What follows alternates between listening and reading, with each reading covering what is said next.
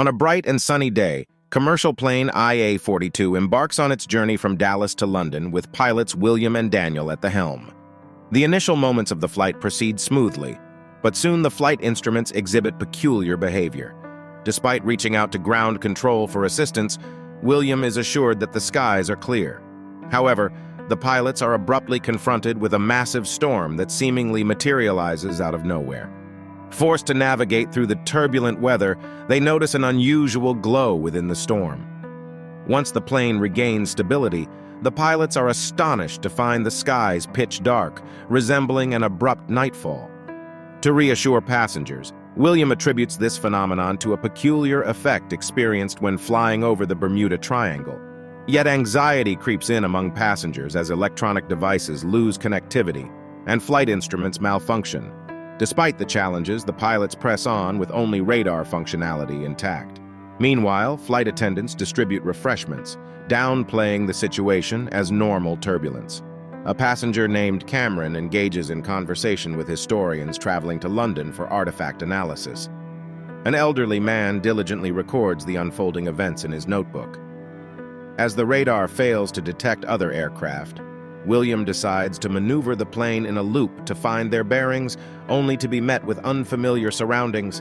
Unexpectedly, the radar reveals a distressing sight, a squadron of fighter planes engaged in a city bombardment. Panic ensues among passengers witnessing the destruction below. The pilots, unsure of their course of action, suddenly find themselves surrounded by hostile fighters. Employing the radar to their advantage, they narrowly escape and ascend higher. Passenger unrest grows, demanding explanations. Cameron attempts to pacify them, while a disruptive individual named Michael is subdued by another flight attendant. Williams' attempts to contact ground control remain futile, prompting a descent to assess their location. Concerned about fuel levels, Daniel reluctantly agrees. The historians approach Cameron, disclosing their theory that the plane has time traveled to 1940, in the midst of World War II. Skeptical, William dismisses them, urging silence about their seemingly implausible theory. Unbeknownst to them, Michael eavesdrops on their conversation. The historians offer calculations and propose locating another anomaly to return to their time. Descending once more, the pilots successfully establish radio contact with a British soldier named Nigel. Nigel initially doubts their story, thinking they are spies. William's inquiry about the date, however, aligns with the historian's claim. They are on June 17, 1940. Nigel remains skeptical but agrees to investigate further, especially concerning the supposed active British ship Lancastria. In his absence, Michael seizes the historian's books and reveals the extraordinary opportunity to alter history by preventing World War II. A majority of the passengers dismiss him with laughter, but a few individuals decide to support his plan to hijack the cockpit. Fortunately, 2 American soldiers on the flight intervene promptly, emphasizing that hijacking is considered terrorism regardless of intentions. This sparks a brawl involving even the flight attendants. After a brief scuffle, the soldiers successfully subdue the would-be hijackers and coerce compliance from the rest of the passengers. Soon after, Nigel establishes contact and verifies the historian's information about the Lancastria, expressing trust in their credibility. However, he discloses that their present circumstances deviate from known historical events, suggesting they are in an alternate version of the past. Nigel is willing to assist them in landing the plane, but an exact location is crucial. William and the historians provide a rough estimate, prompting Daniel to activate the plane's lights to signal British soldiers. Unfortunately, the Germans intercept the conversation and deploy fighter planes to attack.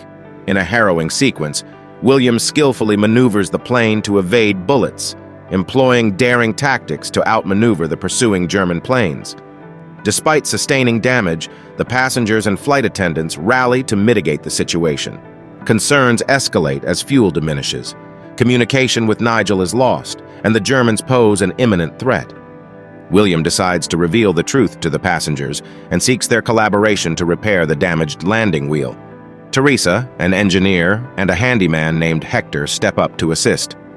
Descending to the plane's tail, Teresa identifies and resolves the issue, with Hector bravely fixing the wheel. Despite challenges, they manage to restore functionality. With communication re-established, the pilots inform Nigel of their limited fuel and the urgent need to land. However, a missile attack from German planes shatters the plane's windows, creating chaos among passengers.